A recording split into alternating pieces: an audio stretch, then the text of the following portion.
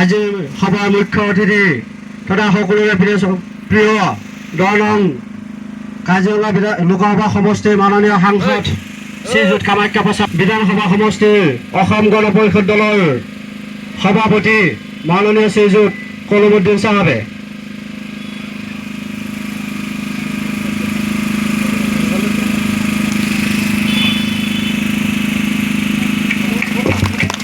ইয়াৰ পিছতেই আমাৰ সভাত উপস্থিত নেপাল দেৱনাথ দলপুখুৰী মণ্ডলৰ সভাপতি, তেখেতক আদৰণি জনাব ৰাছিদ আলী।